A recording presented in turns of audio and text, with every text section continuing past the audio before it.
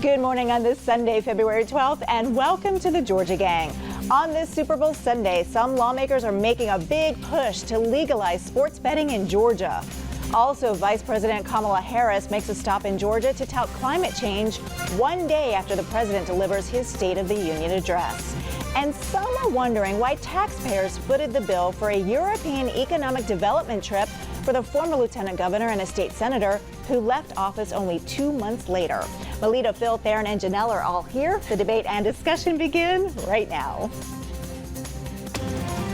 From the Fox 5 studios, the Georgia Gang starts now. On this Super Bowl Sunday, some lawmakers are hoping Georgia will soon join the more than 30 states where sports betting is legal. It's an issue that comes up every year, but has yet to pass. Supporters say this year's bill is different and has a better chance of winning final approval. Been talking about it for a long time. Every surrounding state has sports betting.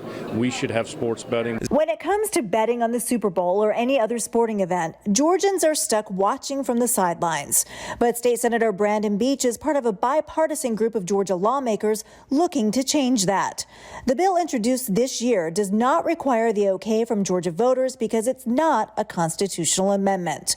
Under the legislation, the Georgia Lottery would oversee the online sports books. The money generated from the 20% tax would be used for the Hope Scholarship and pre-K. We already do have a fire burning here in the state dealing with gambling, illegal gambling. But when you legalize a moral vice like that, you just have poured gasoline on the fire. Let's make it legal and let's have a structured, regulated industry of sports betting and horse racing. Theron, we'll start with you first this week because you spent a lot of time down at the state capitol. Do you feel like this is getting a lot of play? It is. And, you know, I was on the team last year, not on the team this year, to try to get the bill passed, and we were unsuccessful. So this year, what has happened is that the sports teams have kind of laid back a little bit. The Metro Chamber of Commerce is leading this charge, along with Republicans like Brandon Beach and others who are, you know, sort of trying to come together in a bipartisan way to pass sports betting.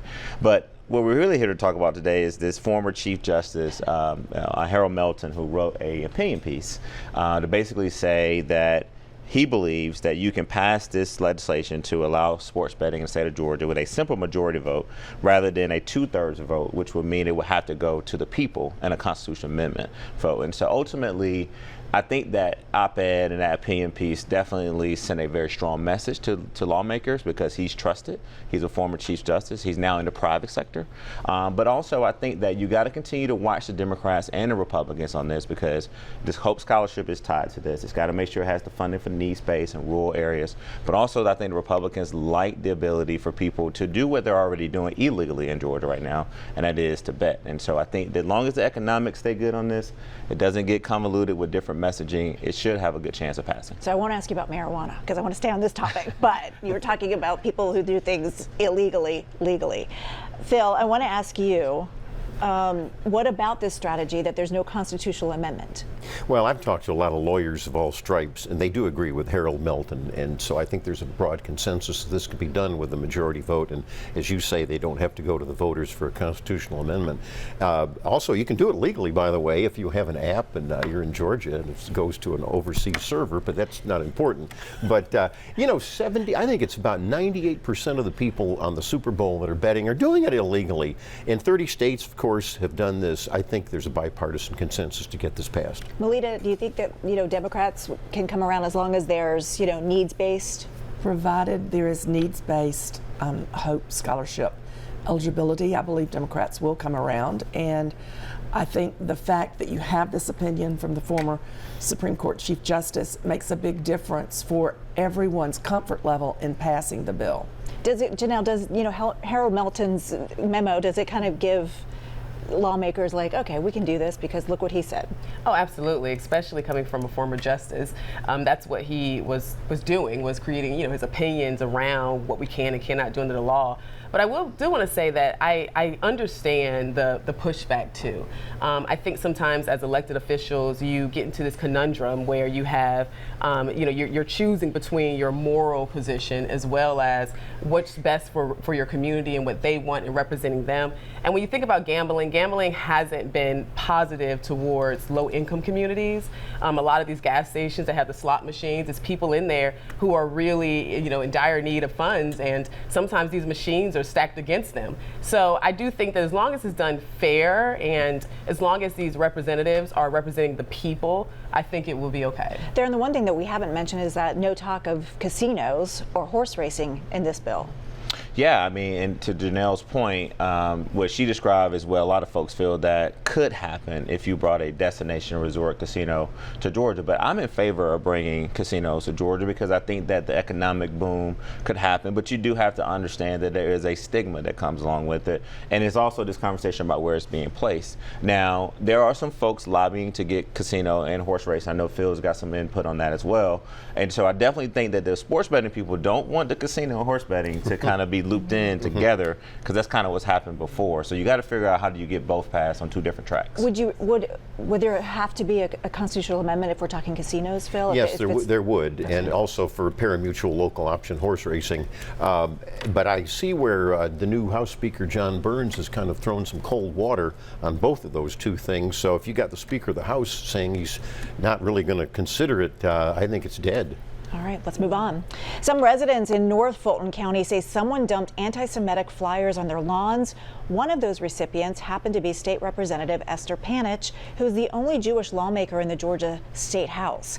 Panich said she is co-sponsoring a bill that would clearly define anti-Semitism. And currently, Panich said the Georgia Code does not have a definition for it. Melita, I'll start with you. Well, with full disclosure, she is a win-list endorsed candidate. I met with her before she even ran. It's a good bill. I think it will have lots of support. And even those senators maybe who haven't met Esther, they all know Greg Bluestein, the political reporter for the AJC. They've met his children, they've met his wife, and he also was a target of these anti-Semitic attacks. And I think it may have an unintended circumstance in helping this bill pass, and it's badly needed legislation. Janelle. So I live in Sandy Springs, and when I heard about this, it is extremely outraging to me that someone would take time to do something like this. I have a lot of Jewish friends, so my comments around hate crimes and hate crime bills is just that. It's not necessarily about this particular situation, but when we hear about things that are happening in Buckhead, right? I don't hear the outrage as much as what I hear when things happen towards Black people, Asian people, Jewish people, and just different carve-outs. I feel like this almost can create the problem that we're trying to solve when there's a deeper outrage and a deeper punishment necessarily towards certain groups of people. But then if Phil was to get assaulted or something was to happen to Phil as a white male, I don't know if the same outrage would be there. When we talk about Buckhead City and they talk about the crime that they're feeling, and the reason why that's why they want to kind of succeed is because of the crime, but it somehow gets turned into either race or wealth and not wanting low-income people, and it's just the subject changes. So I do think that there needs to be something done because this is absolutely wrong. But I do want us to be careful that we're not just creating so many little carve-outs that we're leaving others out. Phil and then Theron. I think there's a better bill, and that's SB 12. And I would urge Senator Panich and the Democrats to support that. What is it? It's a crime bill, a new crime bill, and in a section it does deal with hate crimes, and it is very important. It allows in a courtroom for the record of these alleged defendants to be brought out. If they have done hate crimes repeatedly, they can get nailed with this bill far better than trying to figure out a definition of anti-Semitism. I think that could be tricky. So I hope that Senator Panich and the Democrats support that. Excuse me, Representative, go over and support Albers. Theron? I think the one thing I want to start off by saying that anti-Semitism, these anti-Semitic threats, cannot be tolerated in Georgia. And the fact that I want to really compliment Representative Panich for also having the courage to push forward this bill, but also she was joined by Republicans, John Carson, and also we remember Chuck Efstration, who's now the majority leader in the Republican House, who introduced the hate crimes bill. And then you also have people like Senator Vincent Ford, for a long time, many years when Democrats were not in power, pushing for stronger hate crimes. And so I think that, you know, the one thing that she pointed out, Lori, is that she said these flyers have been disseminated for months into neighborhoods. And she also said they just put them in the wrong driveways. And so I think she should be commended. I think it's a conversation that should be had. And I'm happy to know that this is bipartisan. But to Phil's point, there are some other legislation there. You may see a combination of bringing maybe language in those two bills together. But ultimately, I think that Georgia is just a better place. And these folks, law enforcement needs to get on this. There should be footage that they can get. Now you can enforce the law. And these folks are actually putting these flyers, making these threats. I think law enforcement, GBI, working with local elected officials and local law enforcement, should try to get these people off the streets very quickly. Absolutely. It's just sick. Melita? Well, I think the definition of the bill in the House version of the bill is an internationally acknowledged definition of anti-Semitic behavior. So it's an internationally acknowledged description that's used in other states. And let me just say this real quick. If something happened to my good friend Phil, and you were targeted because you're white, right, because of your upbringing, because you were born and your religious beliefs, I would defend you. I will make sure that those people get. I am glad to hear that. I hope you would do the same. I am a minority. I'm a white Anglo-Saxon Protestant. All right, we're going to leave it there, everybody. Coming up, the Vice President came to Georgia this week, one day after President Joe Biden's State of the Union. Have a question or comment for the Georgia Gang? Email them at georgiagang@foxtv.com. On the heels of the State of the Union Tuesday night, Vice President Kamala Harris made a stop in Atlanta to highlight the administration's handling of climate change and some other issues. Theron, you were there. What did you think about her message? First of all, I mean, you got to give President Joe Biden a really he's my winner of the week early, because I think that his State of the Union speech was strong. He got back and forth with a little heckling with Republicans. One particular Republican in Georgia who I thought was just extremely disrespectful, a congresswoman. But ultimately, I think that now you see, and the phrase is basically, finish the job. That was the theme of his speech, and that's what Vice President Kamala Harris was talking about at Georgia Tech with a bunch of young people. And look, climate change is real. How do I know, Lori? This week, I was outside without a jacket on, right, in early February. And then now, as we are here on Sunday, it's getting a little cold, it's been rainy. And so I think that climate change is not only a real issue that is facing our country, but it's also an issue that I think helps with the Democratic base, particularly with young folks. And I was also just very happy that the Vice President is spending a lot of time along with the President, continuing to make sure that Georgia voters know exactly what this administration is doing. I think that if you look at the President's record, and you look at how the Vice President is amplifying that record, I think he is in a very strong position for re-election. And I don't think it was a coincidence that she came to Georgia, Phil, the day after. Well, I don't think it was a coincidence either. And here's the most unpopular politician in the nation coming here. I mean, it's pretty bad when Joe Biden's favorability rates are higher than hers. And of course, she's peddling the radical green agenda, the expensive radical green agenda, the fact that there's no transition in the Biden administration. Oh, he did say, I think he went off script there, and the president did say that, maybe we'll need oil for the next 10 years. Gee, thanks a lot. But that was about the only thing I agreed with in this, tissue of lies that was told. And you know what? Talk about disrespect, and it's sad when you see it on both sides. But I remember when Nancy Pelosi, the Speaker, ripped up the President's State of the Union message. And actually, the Democrats drew first blood on that one. All right, Melita? Well, it's interesting that you are discounting the green agenda when your own governor has made electric vehicles a centerpiece of his administration, and that's part of the new kinds of jobs Kamala Harris was touting in her appearance. Not significantly a significantly inspired location at Georgia Tech, which is the home to engineers and scientists. And I love that she encouraged the young college audience to study hard on their science courses because they're part of the new wave of jobs. We should have a full energy portfolio like the Governor Kemp is doing, not just one green agenda. All right, we'll leave it there, folks. There was a heavy police presence this week at the site of the future Atlanta Police Training Facility located in DeKalb County. Crews started to clear the land as construction is about to begin. Janelle, Fox 5 reported this week that 30 on-duty police officers who usually patrol the streets will be stationed at the DeKalb County property. This has to happen, right? And it has to happen on a business level as well. This is a $90 million construction project. And when you start bringing in contractors and every night they leave and they leave their equipment there, I'm sure they're gonna have to create an access point, barriers and all kinds of stuff. That means that the cost of this project is going to grow. So what I'm thinking they're doing is saying, how about we protect it ourselves as a city so that we don't have to incur any more costs, because I know that the contractor will pass that on to the city. But I do understand that there are neighbors who are feeling, the heat of this as well, because they have to kind of hear it and hear the helicopter and all that stuff.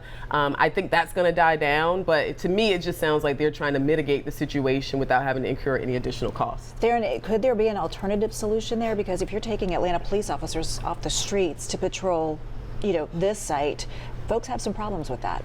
Well, that's why you need this training facility, right? Because if you have a high-end training facility that can actually recruit more women and men to serve us and protect us, and not just police officers, but firefighters and other law enforcement, then I think you can sort of make the case to the public that, hey, we can take these officers off their zones and put them in this training facility. But also sources tell me that not only are you going to see officer presence, you're probably going to see maybe a commitment to around more cameras, making sure that the public can, if asked, know what's going on. But also I think that would deter a lot of the vandalism and a lot of the things that may happen there. But ultimately, I think that the city and the county are coming together.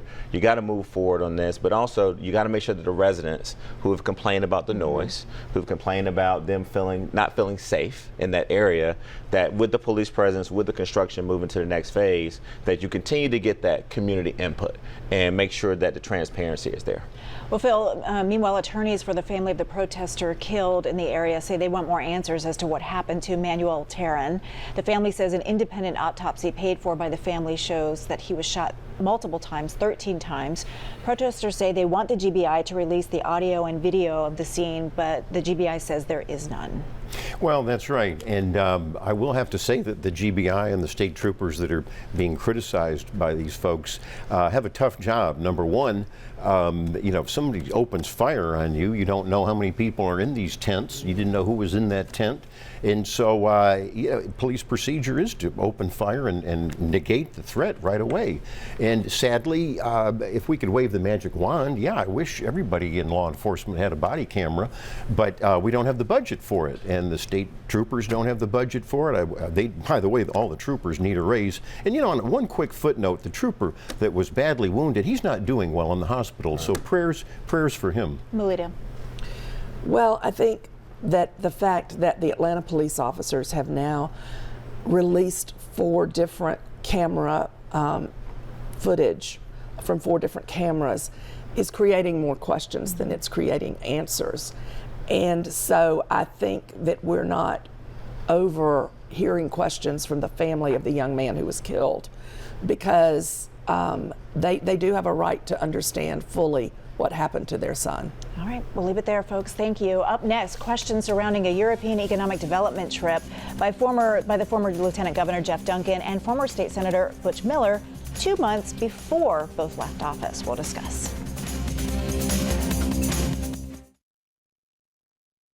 Join the discussion on the Georgia Gang Facebook page and watch past episodes on the Georgia Gang YouTube channel. The AJC reports that state senators are questioning a trip taken by former Lieutenant Governor Jeff Duncan and former State Senator Butch Miller 2 months before they left office, and on the taxpayer dime. Phil, this to me doesn't really pass the smell test. It doesn't. You're being kind. This is outrageous. It's a scandal. It was a vacation that was taken not only by Duncan, who the outgoing lieutenant governor, and Butch Miller, these Republicans, but there were some Democrats on the trip. There were 12 people. This cost probably hundreds of thousands of dollars. I think that Lieutenant Governor Burt Jones and President Pro Tem John Kennedy are right. Let's investigate this. We got to claw back all the money from them. In fact, I think let's proceed with an investigation. Well, Melita, lawmakers, of course, have exempted themselves from open records, but it's up to them to release the records. They can do it. Nothing is preventing them from releasing the records and how much actually was spent on this trip. Well, they should release the records, and it's outrageous that they continue to exempt themselves from the open records law. And it is particularly outrageous for lame duck lawmakers to go on a trip like this. I think that there are legitimate reasons for having trips to foreign countries to promote trade, but certainly not for lame ducks. Janelle? Yeah, this is hard to hear because I do like Butch Miller a lot, but I will say too that I want to make sure I hear, like I said, the same amount of outrage on the Democrat side, because there were Democrats that were on that trip as well. But it's my understanding the Democrats are still in office. They're not lame ducks. There's a difference. So as I was saying, I just want to make sure I hear the same outrage, because if we do research, we do an investigation and realize that this trip was, for vacation and for fun and not for anything other than that, then I think everyone should be held accountable. I mean, I don't think we should assume that one part of the group of the group that went is going off and doing business and the others are just having a great time. They may have all decided that they wanted to take a vacation at this time. So all I'm saying is that they barely met people who were involved with economic development. Right, all of them. Well, I'm going to take a different angle on this, right, and take the partisanship out of it. I believe that one of the great things about this state is our ability to travel in European countries, learn best practices, forge relationships. If they decide to move to the U.S. and put a plant here or do some economic development, they choose Georgia. Now, with that being said, we also know that these trips are important because that's where you truly build relationships. This is when you truly build bipartisan relationships. And so the question is this, and Phil, you know this, and Janelle, you know this too. Burt Jones and Jeff Duncan, look, there's no love lost between those two individuals. And Mr. Lieutenant Governor, nothing to do with Mr. Lieutenant Governor, listen, I'm not saying, I'm about to look in the camera, Mr. Lieutenant Governor, I'm not saying you colluding and doing this for political reasons, but the fact of the matter is that I do believe that they were acting until the end of that year as Lieutenant Governor, and as, we forget, Butch Miller was the second most powerful senator in the Senate.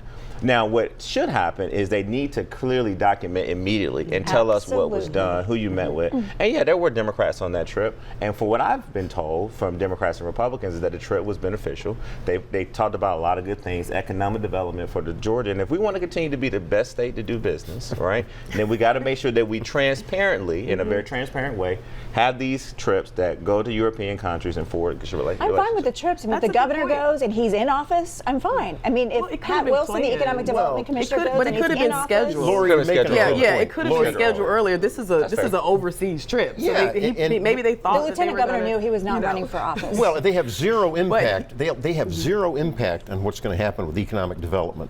And so why go? It was a junket paid for by us. I do agree with the transparency. I think we're all in favor of that. Release the hundreds of thousands of dollars. And yeah, Pat Wilson's our Economic Development Commissioner, and his team, the governor.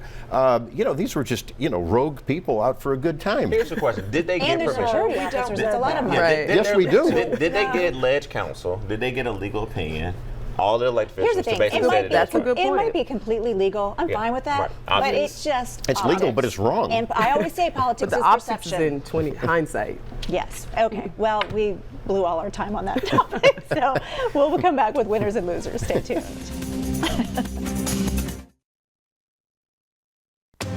Time now for the week's winners and losers. Melita, we'll start with you this week. Thank you. My loser of the week is Marjorie Taylor Greene because she continues to be an embarrassment to the state of Georgia. And also the Buckhead City movement seems to be dead on arrival with the introduction of a bill that will be going nowhere fast. And then environmentalists on the Georgia coast are my winners because the Supreme Court has upheld the results of an election where citizens overwhelmingly defeated the spaceport scheduled in Camden County. We're going to talk about that issue because that's a good one for us to discuss in a later show. Go Okay. ahead. Oh, go ahead. You can get going. Well, and then Senator John Ossoff and Congressman Buddy Carter have signed on to the events and to the forces who are seeking UNESCO World Heritage status for the Okefenokee Swamp, which would give it an added protection. Okay, Phil. Well, my loser is President Joe Biden for his State of the Union message. I was surprised he even made it to the podium, but good for him that he made it. And it was a tissue of lies, and even the liberal press had to fact check him on some things. I've got a winner, the GBI, Georgia Bureau of Investigation. They did a raid on one of the prisons, the Smith State Prison. The warden was arrested and fired because he was cooperating with the gang in the prison to bring in contraband and was bribed. And that's just outrageous. There needs to be more of that. And you know what?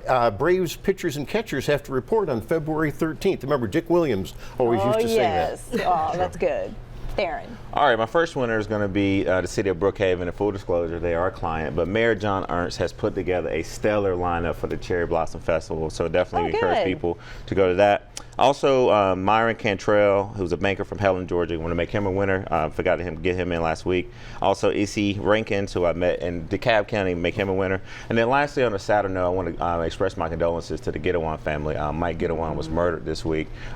Great husband, great father, great friend, and business leader in this community. And I just want to send my condolences to his family. Thank you for mentioning that. Janelle. Well, Phil, you took my loser, so I'm going to jump on that with you. Joe Biden is my loser. But I will say, and I also want to give a shout out to the Department of Corrections. I sit on the board, and they let us know about everything immediately, and I like how they like to take action. A lot of people say that I don't say anything about Black History Month, so I have two Black leaders that I would like people to go and research on their own, Thomas Sowell and Josiah Henson. I'm not going to tell you a lot about it. I want you to go research yourself.